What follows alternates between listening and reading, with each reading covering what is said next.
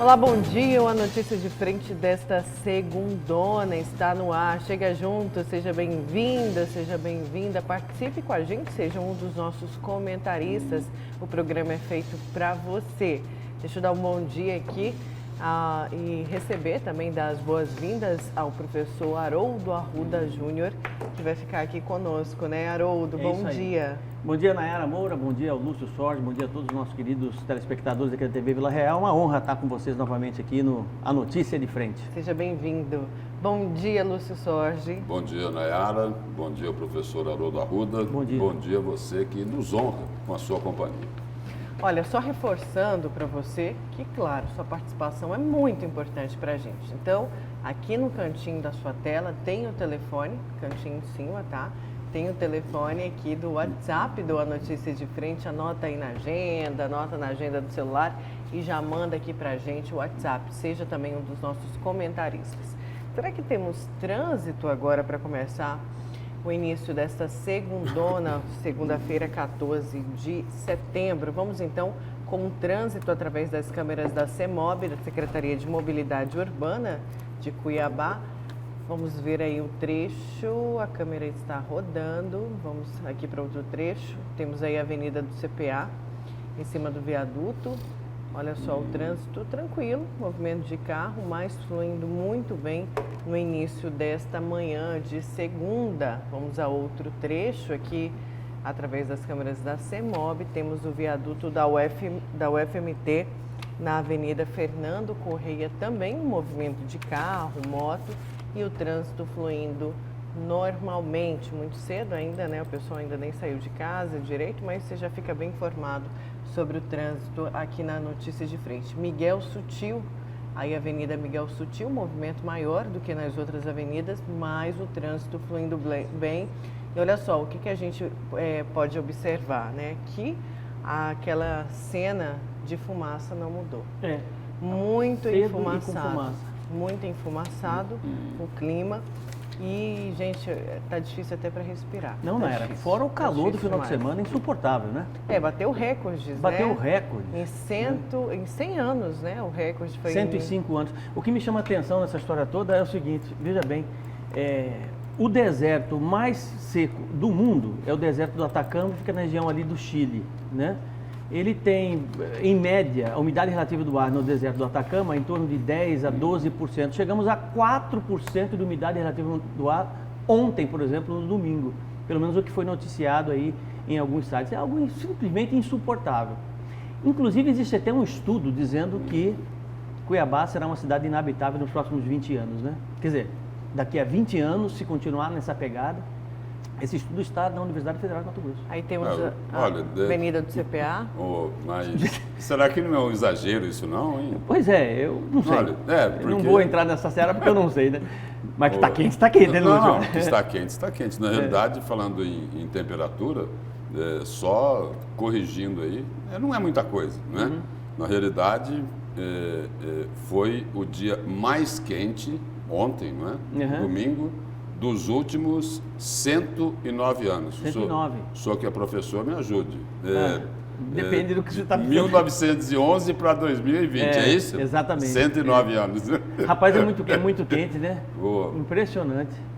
E hoje promete, não é? Hoje também promete. Promete porque... Eu vi agora há pouco aqui a previsão da meteorologia para esta segundona, que no período da tarde os termômetros atingem 42 graus. Ou seja, 42 graus no termômetro, na pele costuma ser um pouquinho mais, né? Exatamente. Na pele costuma ser aí uns 3, 4 graus a mais, não é?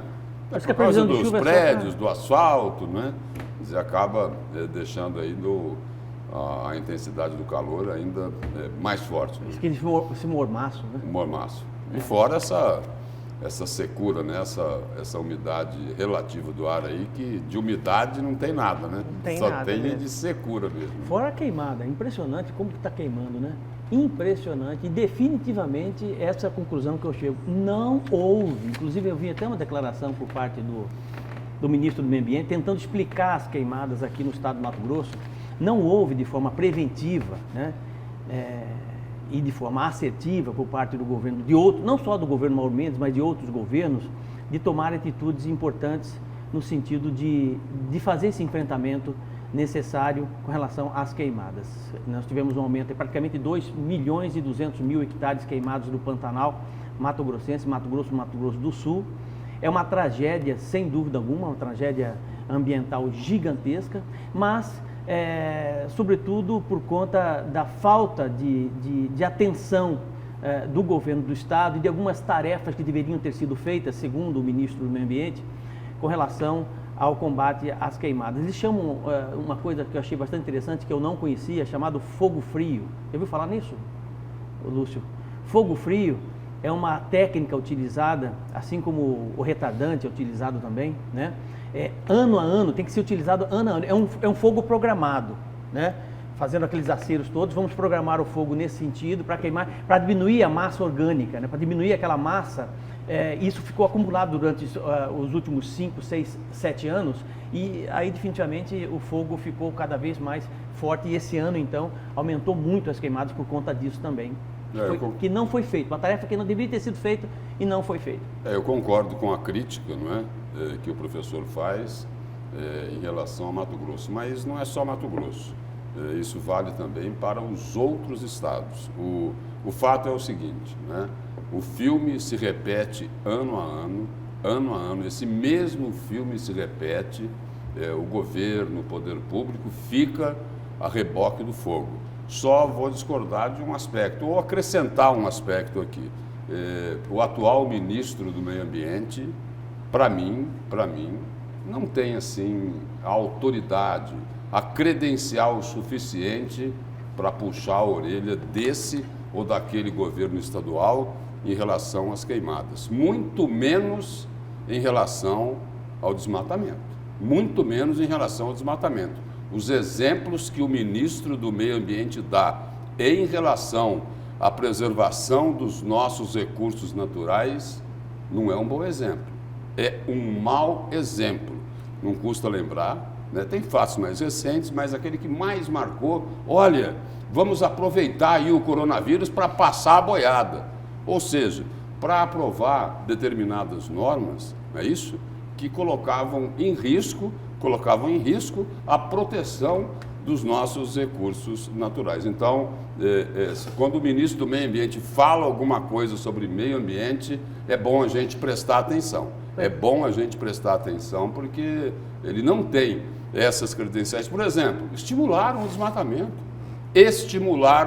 desmatamento. Tanto é assim que o poder econômico, né, os grandes exportadores do país têm uma preocupação grande com as manifestações dele. Por quê? Porque vai doer no bolso deles, professor. Porque é o seguinte, se estimula o desmatamento aqui, se a soja, o algodão, o milho, o gado está sendo criado numa área desmatada, eles têm problema para colocar o produto deles lá fora. E aí é o seguinte, aí é prejuízo na certa. Mas é um fato que o professor colocou aí de que ano após ano, não dão a devida atenção, não fazem o trabalho de prevenção, né? E aí acontece o que nós estamos assistindo hoje. É fogo para todo lado. Aqui no Pantanal, terrível a situação, terrível. A gente vai falar disso né? Daqui a pouco, por exemplo, temos imagens daqui a pouco. Por exemplo, ontem deve ter alguma coisa aí também, tiveram que interditar por um determinado período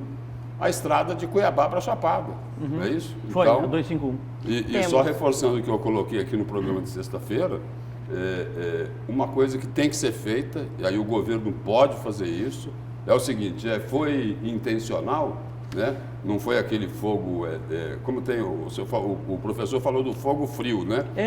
Tem aquela combustão espontânea. Quando não for combustão espontânea, se tiver fogo criminoso, quem cometeu o crime tem que pagar e o governo tem que divulgar isso. Seria educativo, esse comportamento do governo, né? Na verdade está faltando ação, né, Lúcio? O que não pode acontecer é Cuiabá ficar inabitável, como falou aí o professor do estudo, então é preciso que o governo faça alguma coisa nos próximos anos.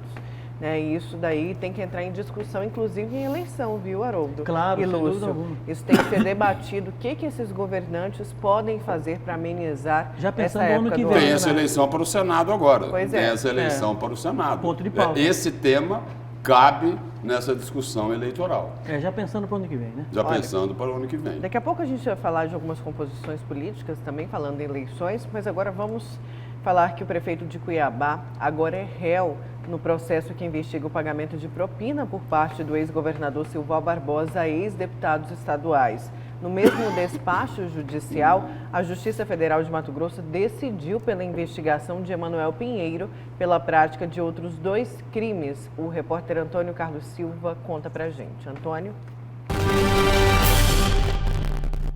Bom dia. O prefeito de Cuiabá, Emanuel Pinheiro, será investigado pela Justiça Federal sobre um contrato da Prefeitura da capital relativo a obras e serviços de iluminação pública. O contrato foi apreendido durante operação policial no ano de 2017. Conforme a Justiça Federal, o contrato trata-se de prova de possível cometimento de ato ilícito. O prefeito de Cuiabá, Emanuel Pinheiro, também será investigado pela Justiça Federal pelo crime de lavagem de dinheiro relacionado à compra de uma residência por R$20 mil, mas cujo valor venal seria de R$1.300.000. As 2 novas investigações contra o prefeito de Cuiabá foram determinadas pelo juiz da 5ª Vara Federal de Mato Grosso, Jefferson Schneider. Na mesma decisão judicial, o magistrado tornou Emanuel Pinheiro réu pelo vídeo de 2013, em que Pinheiro, como deputado estadual, aparece recebendo maços de dinheiro no Palácio Paiaguás e colocando no paletó. Segundo o Ministério Público Federal, eram uma das 12 parcelas de R$50 mil que o parlamentar teria recebido para não investigar a gestão do ex-governador Silval Barbosa. Por sua vez, Emanuel Pinheiro diz que foi ao Palácio Paiaguás para receber uma dívida para o irmão dele, Marco Polo Freitas Pinheiro, dono do Instituto Marc, dívida relativa a uma pesquisa eleitoral feita pelo Instituto Marc nas eleições de 2010 para Silval Barbosa. Pois é, temos aí, deixa eu só ler aqui a nota enviada pelo prefeito Emanuel Pinheiro. Olha só, o prefeito de Cuiabá informou que ainda não foi formalmente intimado do teor da decisão. Caso seja, o processo servirá para trazer a realidade dos fatos à tona e provar a inocência dele. A gente precisa pontuar uma coisa bastante importante com relação a esse fato do Emanuel Pinheiro, né? O certo é que ninguém quer um gestor público, ninguém quer um prefeito, um governador, um deputado corrupto. Ninguém quer. Ou supostamente corrupto, no caso específico do prefeito Emanuel Pinheiro, porque ele se diz inocente. E nós não podemos retirar essa prerrogativa dele, considerando que ele já disse por várias vezes, né, que a verdade vai aparecer nesse caso, mas nunca apareceu.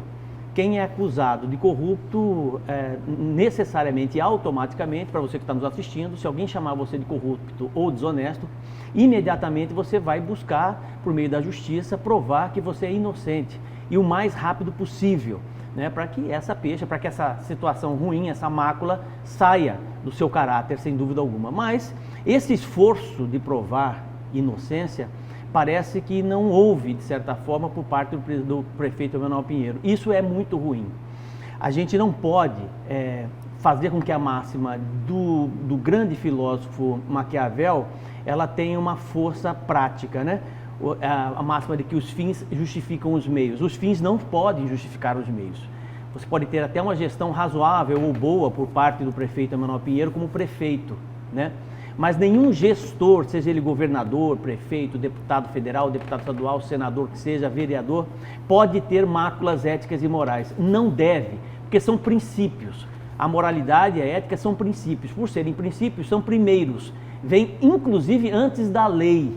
antes da lei. Isso é muito importante nós ressaltarmos. E eu acho que, apesar de tardia essa decisão, né, apesar de fechar o cerco por parte desse escândalo, que é um escândalo nacional, e da falta de esforço por parte do Emanuel Pinheiro de se realmente provar a sua inocência, porque se ele provando a sua inocência, segundo ele disse que é inocente, né, muda completamente o contexto de tudo, né? O que eu particularmente acho muito difícil. O mais importante nisso tudo, e isso é o papel da justiça, é trazer, Nayara, sobretudo à sociedade, pessoas que tenham uma leitura clara dos nossos pré-candidatos, dos nossos candidatos, de quem é que está gerindo esta cidade. Isso é muito importante. Quarta-feira vamos saber o nome de todos, mas Isso. Continuando... Tem mais alguma informação sobre isso? Ainda sobre esse assunto da denúncia mas da é delação. sobre o prefeito ou não? Sobre os ex-deputados que foram Então, flagrados. eu só queria fazer uma observação aqui, que essa decisão, né, da Justiça Federal aqui de Mato Grosso, do juiz lá da 5ª Vara Criminal, Jefferson Schneider, né, além da questão jurídica, né, que o professor Haroldo se debruçou sobre ela agora, tem também o reflexo político, né? Por exemplo, o MDB sofreu um forte impacto com esta decisão da Justiça Federal, que veio a público no último sábado, em mais um furo de reportagem do Pablo Rodrigo, aqui do Jornal A Gazeta, do portal Gazeta Digital. Né? Então, o MDB, inclusive, marcou uma reunião aí às pressas, nesse final de semana, para avaliar essa questão. E existem lá 2 pontos de vista dentro do partido. Uma pequena parte, né? Mas pequena parte dos aliados do prefeito Emanuel Pinheiro entende o seguinte, que de repente essa posição e essa decisão da Justiça Federal em tornar o prefeito Emanuel Pinheiro réu nesse caso aí que ficou mais conhecido como mensalinho, que não era tão mensalinho assim, não é? Porque 600 mil, eram né? 600 mil por ano. Então, uma pequena parte aí dos aliados do prefeito Emanuel Pinheiro entende o seguinte, olha, de repente isso daí pode ser um motivo, né, para ele desistir da candidatura à prefeitura de Cuiabá. Isso de um lado. De outro, aí já é uma grande parte, né, ou a maior parte dos aliados do prefeito Emanuel Pinheiro entende o seguinte, que ele não pode recuar do projeto dele de reeleição, porque isso daí passaria assim a impressão, uma mensagem de uma confissão de culpa na denúncia, né, que era a denúncia lá do ex-governador Silval Barbosa e que agora se transformou numa ação, né, que o juiz Jefferson Schneider aceitou, né, a denúncia lá da Procuradoria da Procuradoria da República, dos procuradores da República aqui em Mato Grosso, transformando o prefeito em réu, né? E além disso, o seguinte, além de transformá-lo em réu, a Justiça levantou o sigilo da investigação. O que no aspecto político cria também muita complicação. O que me deixa bastante porque desconfortável. na campanha é o seguinte, na campanha aparecem as virtudes, quando o candidato fala dele, não é isso? E os defeitos, quando o adversário aponta, não é isso? É bem isso, né? Mas você sabe, Lúcio, o que me deixa aí na área, que me deixa bastante desconfortável, e isso é papel da justiça, e por que não dizer também até dos partidos, como filtros para ofertarem bons produtos, entre aspas, políticos à sociedade, é o fato de nós termos um vídeo como esse, que ganhou repercussão nacional, né, que acabou transformando aí, não só ele como réu, mas também outros 9 deputados também como réus nesse processo todo, né, e você levar 2, 3 anos para que a justiça possa chegar nesse ponto que chegou agora. Você está entendendo? Quer dizer, como é que pode alguém, né, tendo um problema grave, grave moral, né, ético, entendeu? Conseguir fazer gestão durante um período de 2, 3 anos, né? E ainda existe a possibilidade de sair como pré-candidato à prefeitura da cidade pelo qual ele é prefeito atualmente. Quer dizer, então, você está dizendo que existe uma certa conivência por parte da justiça ou falta de celeridade, que realmente para a sociedade é muito ruim. A gente precisa ter claramente, com transparência, quem são os candidatos. E falando em justiça, a gente continua falando sobre este assunto, agora ao vivo, com o repórter Bruno Pinheiro. porque o Bruno vai trazer informações para a gente sobre os 10 ex-deputados que se tornaram réus por receberem mensalinho do ex-governador Silval Barbosa. Vamos então ao vivo com o Bruno, que vai trazer mais informações. Bom dia, Bruno.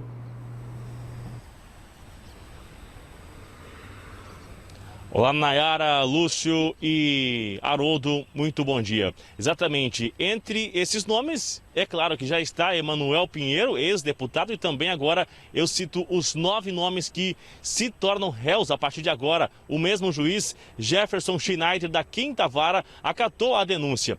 Encabeçando essa lista, o ex-deputado Baiano Filho, Luiz Marinho, Luciano Bezerra, Alexandre César, Gilmar Fabres, Antônio Azambuja, Ezequiel Fonseca, Ayrton e José Domingos. São os 9 nomes que estão, então, encabeçando essa lista, se tornando réus. O que vale ressaltar que o ex-deputado José Domingos hoje é secretário aqui da Assembleia Legislativa. Isso é devido a essa investigação do mensalinho, que em 2012, durante a época que estava se organizando para a Copa do Mundo e que Cuiabá seria subsede, várias obras em andamento. O VLT, que nunca saiu, a reforma do aeroporto em Várzea Grande e outras obras. Assim, houve um acordo que nesse financiamento de pelo menos R$1 bilhão, os deputados aceitariam e tudo se resolveria na conta do ex-governador Silval Barbosa. Segundo a denúncia,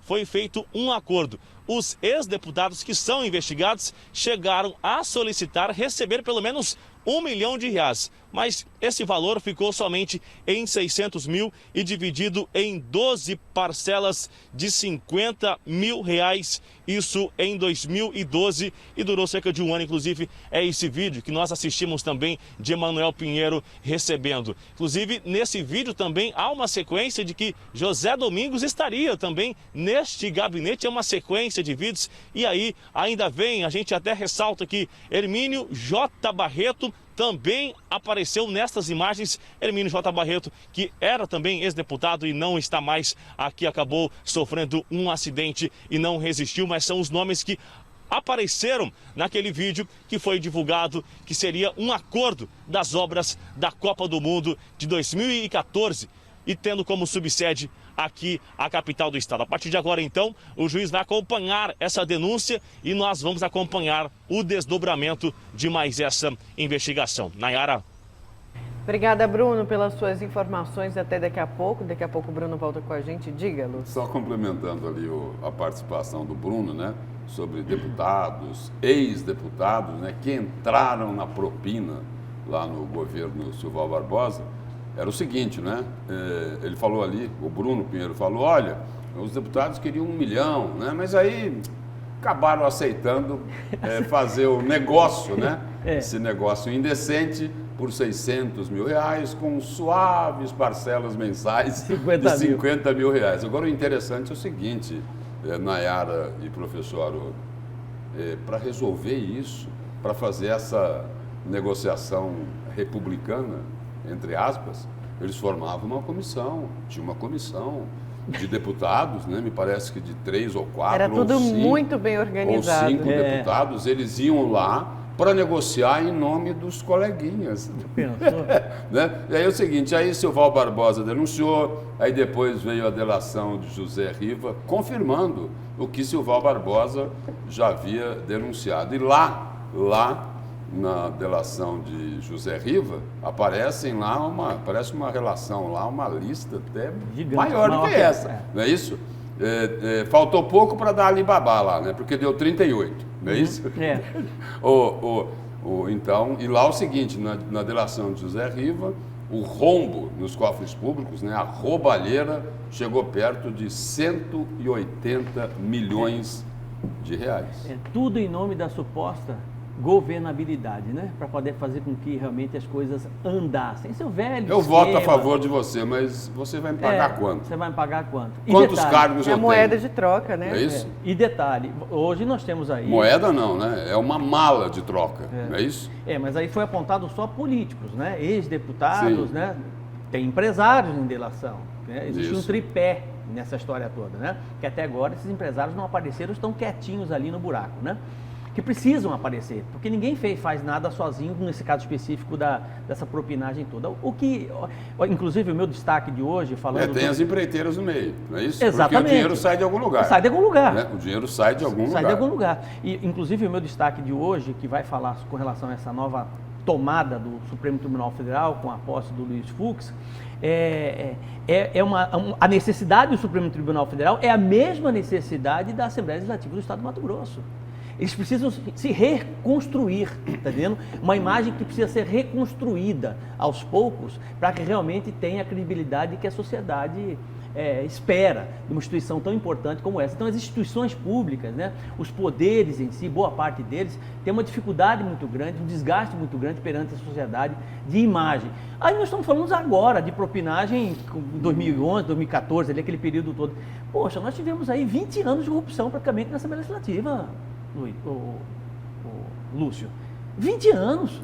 O Riva, 20 anos praticamente no poder, à frente da Assembleia Legislativa do Estado do Mato Grosso. Né? Quer dizer, então, algo que a ser pensado, algo a ser revitalizado. Né? Eu sempre digo o seguinte, nós não podemos trocar cadeiras, nós precisamos trocar princípios, valores, pessoas que têm bom caráter, boas intenções. Não só na Assembleia, as denúncias em relação ao governo do Estado vêm lá desde o governo Blairo Maggi. Não é isso? Está aí a denúncia gravíssima, né? Na compra de vaga lá do Tribunal de Contas, é isso? Exatamente. Teriam pago 15 milhões de reais, né, por uma vaga lá no Tribunal de Contas, né? Aí a pessoa vai para lá, aí ela vai para lá para fiscalizar, não é? Para fiscalizar, a aplicação correta do dinheiro público. É isso? Aí é afastado por 52, 53 milhões de reais, aí volta, entendendo? Aí retorna, o conselheiro acaba retornando porque a justiça entende que ele pode retornar. É para acabar, né, gente? E nesse período que ele ficou fora, ele recebeu numa boa o salário dele. Inclusive verba, tá? O Antero teimou comigo, disse que não, mas depois eu fui puxar e receberam o AVI, tá? Receberam, mas o seguinte, se receberam de forma ilegal, porque não poderiam receber, não teriam razão para receber. O salário, tudo bem.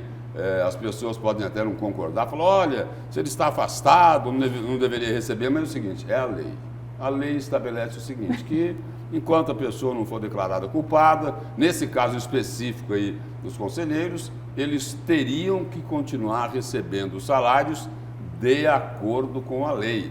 Pode ser contra a minha opinião, a sua, da Nayara, do telespectador que nos assiste, com certeza, não é isso? Só que a lei diz que é para pagar. Não, pois é, aí você afasta os conselheiros, entendeu? Todos eles, nada contra os conselheiros, pelo contrário, né? Você afasta os conselheiros, aí eles continuam recebendo o salário, continuam recebendo as benesses todas, a AVI, tá entendendo? Ah, mas eles precisam receber. Tá bom, se a justiça tivesse celeridade e desse a resposta em 2, 3 meses, tudo bem, receberia ali o salário, a AVI, tá tudo certo. Só que demora 2 anos, cara, entendeu?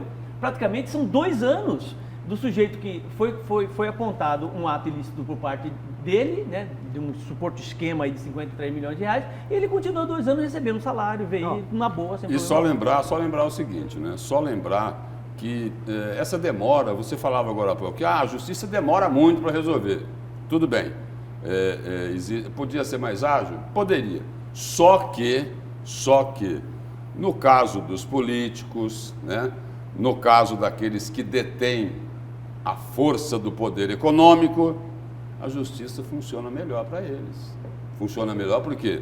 Porque eles podem contratar advogados a peso de ouro, como todos eles fazem. E aí é o seguinte, eles vão na primeira instância, na segunda, na terceira. Se tiver, eles vão na 10ª instância para segurar o processo. Porque é o seguinte, em muitos casos, eles não conseguem rebater a denúncia. Eles não conseguem provar que são inocentes. Então o negócio é ir empurrando. A culpa é da justiça? Não. Nesse caso aí, a culpa não é da justiça. Até porque é o seguinte, não é o juiz, não é o desembargador, não é o ministro do Superior Tribunal de Justiça, não é o ministro do Supremo Tribunal Federal que faz a lei. Não é ele. Nenhum desses faz a lei. Eles executam a lei.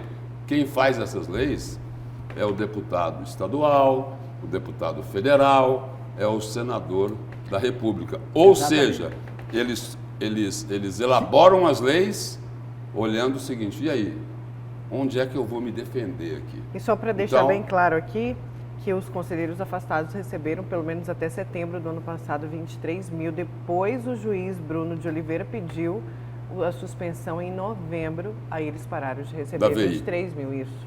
Então os recebiam. afastados. Recebiam. Agora não sei por Mas a quê, verba né? Que eles iam indenizatória pagar. não é para custear despesas? Sim. Despesa No do quê? exercício da função. Não, no Não, mas foi exercício da essa função, alegação é do isso? juiz, ao pedir a suspensão, claro que foi aceita. O professor falou o destaque dele, Lúcio, qual que vai ser o seu? Meu destaque aqui é para falar de um depoimento emocionado da mãe da Isabelle, né? A empresária Patrícia Guimarães Ramos. Ela postou lá na rede social dela um texto extremamente emocionado ao completar 2 meses da morte da filha. Ela citou lá dor e tristeza na alma, né? Esse portanto, vai ser o meu destaque de hoje, né? E aí ela colocou lá também que a filha foi assassinada de maneira cruel, atroz e covarde. Sim, esse E aí caso ela fez a pergunta: é amiga quem atira para matar? É o meu destaque de hoje. Vamos falar então desse depoimento emocional, na verdade desse caso que emociona todo mundo e claro que a família quer justiça, né? Quer pelo menos entender o que aconteceu naquela noite.